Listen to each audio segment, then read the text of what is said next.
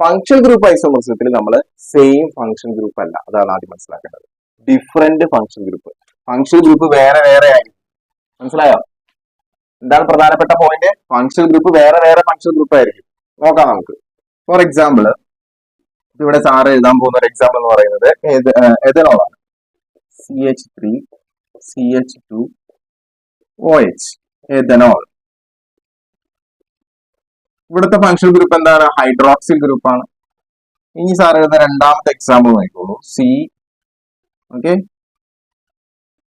OC, അതായത് CH3 CH3.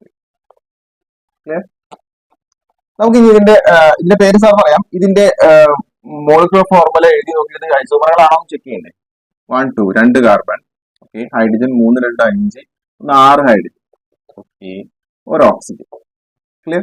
അത് ഇവിടെ വരുമ്പോ 1 2 കാർബൺ, ഹൈഡ്രജൻ 3 3 6 ഹൈഡ്രജൻ, ഒരു ഓക്സിജൻ. ശരിയാണല്ലോ സാർ? രണ്ട് സെയിം മോളിക്കുലർ ഫോർമുല. അത് സെയിം മോളിക്കുലർ ഫോർമുലയാണ്. എന്താണ് ഇതിന്റെ പേര്? ഇത് ഈതറുകളാണ്.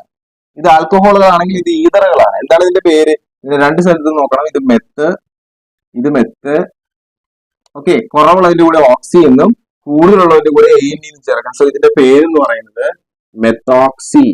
രണ്ട് സെയിം ആയതുകൊണ്ട് പിന്നെ എങ്ങനെയാലും കുഴപ്പമില്ല. Methoxy methane, okay, small letter മതി. Methoxy methane. സോ മക്കളെ, ഇവിടെ വന്നിരിക്കുന്നത് ആരാണ്?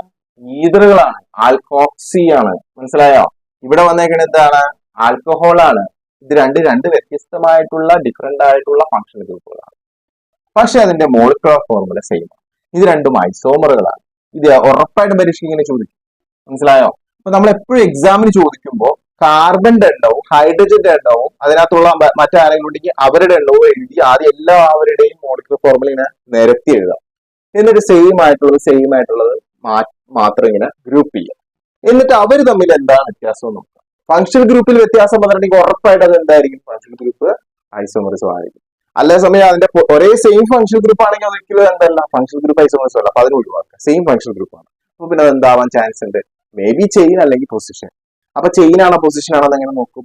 ചെയിൻ ആണെങ്കിൽ ആ കാർബൺ ചെയിനിൽ വ്യത്യാസം വരും. മറ്റേത് ബ്യൂട്ടാണെങ്കിൽ വേറെ ഒരാൾ എന്തായിരിക്കും? പ്രൊപ്പായിരിക്കും അല്ലെങ്കിൽ പെന്റ് ആയിരിക്കും. ആ വേറെ റൂട്ടിൽ തന്നെ വ്യത്യാസം വരും. അപ്പൊ നിങ്ങൾ നോക്കുമ്പോൾ പേര് നോക്കുമ്പോൾ വേറെ റൂട്ടിൽ വ്യത്യാസമില്ല, ചെയിനിൽ വ്യത്യാസമില്ല. പക്ഷെ ഈ സെയിം ഫങ്ഷൻ പൊസിഷനിൽ വ്യത്യാസം ഉണ്ടെങ്കിൽ അതെന്തായിരിക്കും? പൊസിഷൻ ഐസോമറിസം വരും. അങ്ങനെ വളരെ നമ്മൾ ശ്രദ്ധിച്ച് എഴുതാൻ ഉത്തരം. ഓക്കെ, അപ്പോൾ ഇവിടുത്തെ പോയിന്റ് പഠിച്ചു വെക്കേണ്ടത് ഡിഫറെന്റ് ഫങ്ഷണൽ ഗ്രൂപ്പ്. കണ്ടോ? Same molecular formula, different structures but different functional group. Watch full video on my YouTube channel, Sunny Sir.